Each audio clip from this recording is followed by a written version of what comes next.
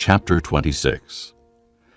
Now there was a famine in the land, besides the earlier famine of Abraham's time. And Isaac went to Abimelech, king of the Philistines, in Gerar. The Lord appeared to Isaac and said, "Do not go down to Egypt. Live in the land where I tell you to live. Stay in this land for a while, and I will be with you and will bless you. For to you and your descendants I will give all these lands, and will confirm the oath I swore to your father Abraham.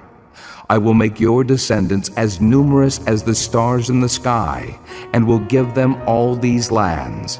And through your offspring all nations on earth will be blessed, because Abraham obeyed me and kept my requirements, my commands, my decrees, and my laws." So Isaac stayed in Gerar. When the men of that place asked him about his wife, he said, "She is my sister." because he was afraid to say, "She is my wife." he thought, The men of this place might kill me on account of Rebekah, because she is beautiful. when Isaac had been there a long time, Abimelech, king of the Philistines, looked down from a window and saw Isaac caressing his wife Rebekah. So Abimelech summoned Isaac and said, She is really your wife. Why did you say she is my sister? Isaac answered him. Because I thought I might lose my life on account of her. Then Abimelech said, What is this you have done to us? One of the men might well have slept with your wife, and you would have brought guilt upon us. So Abimelech gave orders to all the people, Anyone who molests this man or his wife shall surely be put to death. Isaac planted crops in that land, and the same year reaped 100-fold, because the Lord blessed him. The man became rich, and his wealth continued to grow until he became very wealthy. He had so many flocks and herds and servants that the Philistines envied him. So all the wells that his father's servants had dug in the time of his father Abraham, the Philistines stopped up, filling them with earth. Then Abimelech said to Isaac, Move away from us. You have become too powerful for us. So Isaac moved away from there and encamped in the valley of Gerar and settled there. Isaac reopened the wells that had been dug in the time of his father Abraham, which the Philistines had stopped up after Abraham died, and he gave them the same names his father had given them. Isaac's servants dug in the valley and discovered a well of fresh water there. But the herdsmen of Gerar quarreled with Isaac's herdsmen and said, The water is ours. So he named the well Esek, because they disputed with him. Then they dug another well, but they quarreled over that one also. So he named it Sitnah.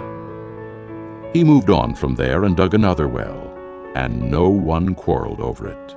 He named it Rehoboth, saying, Now the Lord has given us room, and we will flourish in the land. From there he went up to Beersheba. That night the Lord appeared to him and said, "I am the God of your father Abraham. Do not be afraid, for I am with you. I will bless you, and will increase the number of your descendants for the sake of my servant Abraham." Isaac built an altar there and called on the name of the Lord.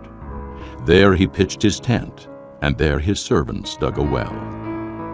Meanwhile, Abimelech had come to him from Gerar with Ahuzzath, his personal adviser, and Phicol, the commander of his forces.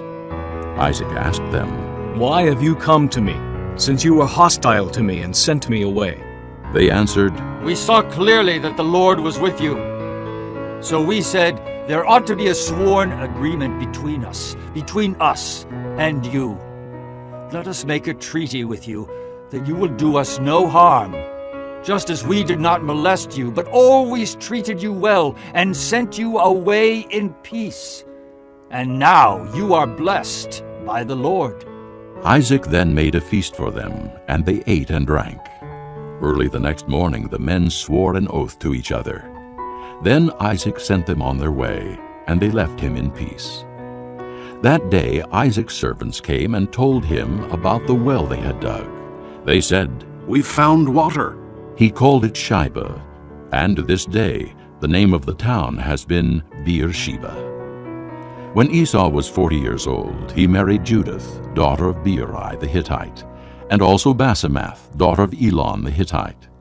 They were a source of grief to Isaac and Rebekah.